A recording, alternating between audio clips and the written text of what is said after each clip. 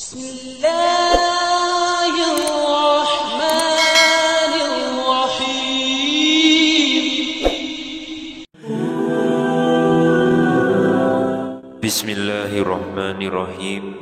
Assalamualaikum warahmatullahi wabarakatuh. Syukur alhamdulillah kita masih dipertemukan kembali di channel ini. Salawat dan salam selalu dan tetap tercurahkan kepada junjungan kita Nabi besar Muhammad sallallahu alaihi wasallam. Allahumma sholli ala sayyidina Muhammad wa ala ali sayyidina Muhammad. Harapan dan doa saya semoga sahabatku semuanya selalu diberikan kesehatan, dilapangkan rezekinya, diampuni dosa-dosanya, dipanjangkan umurnya, dan semoga kita tidak mati kecuali mati dengan beriman dalam Islam. Dan sempatkanlah menuliskan sholawat di kolom komentar. Insya Allah akan menjadi bukti cinta kita kepada Rasulullah Muhammad sallallahu alaihi wasallam. Semoga kita semua mendapatkan syafaat beliau di akhirat kelak. Amin ya rabbal alamin. Sahabat beriman yang dirahmati Allah, salat adalah tiang agama. Ibadah ini tidak hanya sebagai sebuah bentuk ketaatan, namun juga sebagai sarana komunikasi antara hamba dengan Allah Subhanahu wa Ta'ala. Salat menjadi kewajiban bagi umat Muslim. Ibadah ini juga menjadi amalan pertama yang akan dihisab. Rasulullah SAW bersabda, sesungguhnya amal yang pertama kali dihisab pada seorang hamba pada hari kiamat adalah solatnya. Maka jika solatnya baik, sungguh ia telah beruntung dan berhasil. Dan jika solatnya rusak, sungguh ia telah gagal dan rugi. Jika berkurang sedikit dari solat wajibnya, maka Allah Ta'ala berfirman, lihatlah, apakah hambaku memiliki solat sunnah, maka disempurnakanlah apa yang kurang dari solat wajibnya. Kemudian begitu pula dengan seluruh amalnya. Hadis riwayat Tirmizi. Dalam Al-Quran dijelaskan pula tentang ganjaran bagi orang-orang yang lalai dalam solatnya. Allah berfirman dalam Quran surat Al-Ma'un ayat 4 hingga ayat 5. Fawailul lil musallin, celakalah orang-orang yang melaksanakan solat, alladzina hum an solatihim sahun, yaitu yang lalai terhadap solatnya. Menurut Atta Ibnu Dinar dalam tafsir Ibnu Katsir, orang-orang yang lalai tidak menunaikan solat di awal waktunya, namun menangguhkan sampai akhir waktunya secara terus-menerus atau sebagian dari kebiasaannya. Ada kalanya dalam mengerjakan solat, mereka tidak khusyuk dan merenungkan maknanya. Orang yang menyandang sesuatu dari sifat-sifat itu berarti mendapat bagian dari apa yang diancamkan oleh ayat ini.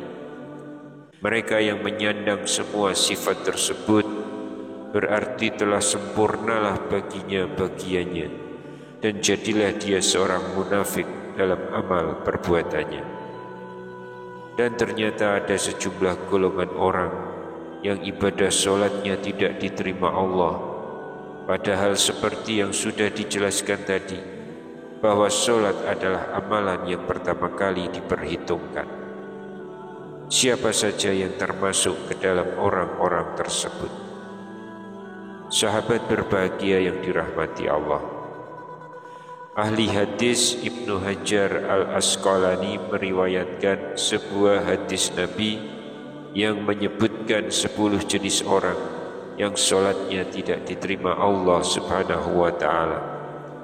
Hadis tersebut dijelaskan lebih lanjut oleh Syekh Nawawi Banten dalam karyanya Nasailul Ibad.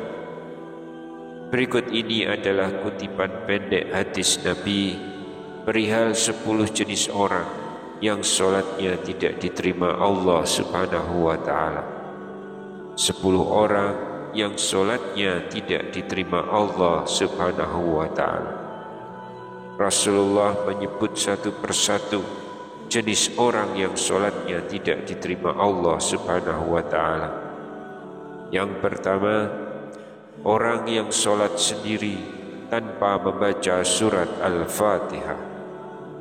Adapun Abu Hanifah, Imam Malik, dan Imam Ahmad bin Hanbal bersepakat bahwa sholat makmum atau secara berjamaah sebagai makmum tanpa membaca surat Al-Fatihah tetap sah sholatnya. Yang kedua, orang yang tidak membayar zakat.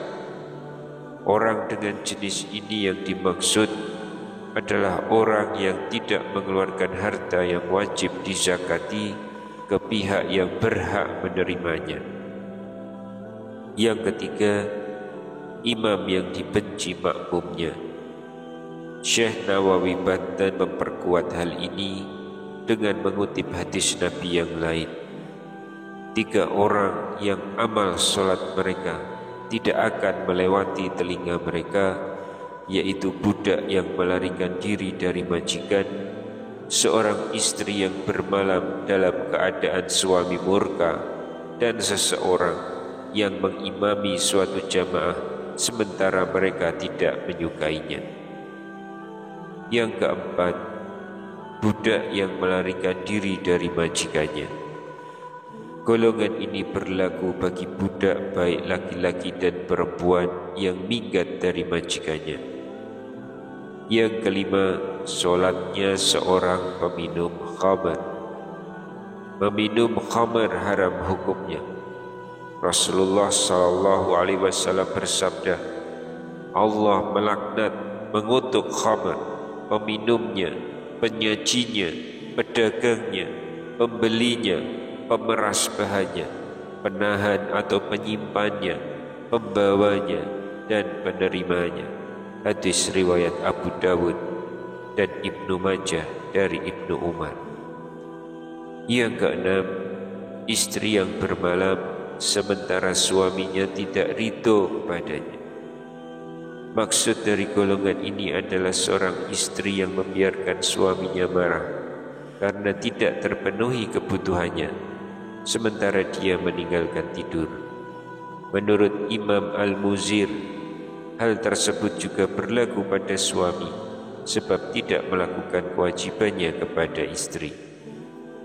Yang ketujuh, wanita merdeka yang sholat tanpa khimar. Khimar adalah pakaian yang menutup kepalanya. Yang kedelapan, pemakan riba. Pemakan riba memiliki karakter yang sama dengan sekelompok Yahudi yang melanggar larangan Allah perihal perburuan dan menangkap ikan pada hari Sabtu. Kedua kelompok ini sama-sama berbuat hilah atau tipu daya, yaitu sejenis manipulasi atau merekayasa hukum. Yang kesembilan, pemerintah yang zalim.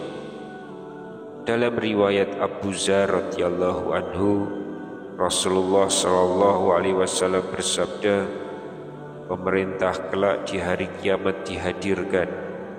Ia akan dilemparkan ke jembatan jahanam.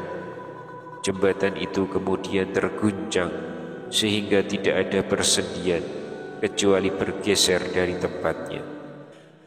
Jika orang-orang yang dulu menjabat sebagai pemerintah itu adalah muslim yang taat dalam bentuk kebijakan-kebijakan yang adil, niscaya ia dapat berjalan di atasnya.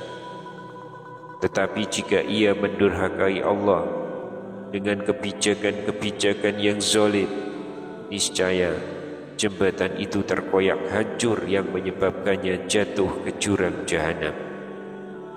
Lalu yang ke-10, orang yang biasa melaksanakan sholat, tapi sholatnya tidak mampu mencegah dirinya dari kekejian dan kemungkaran, sehingga dia semakin jauh dari Allah Subhanahu wa ta'ala. Itulah 10 golongan orang-orang yang sholatnya tidak diterima oleh Allah Subhanahu wa Ta'ala. Semoga kita tidak masuk ke dalam golongan-golongan tersebut. Wallahu a'lam bishawab. Demikian yang bisa kami sampaikan di kesempatan kali ini. Semoga dapat memberikan manfaat untuk kita semua. Wassalamualaikum warahmatullahi wabarakatuh.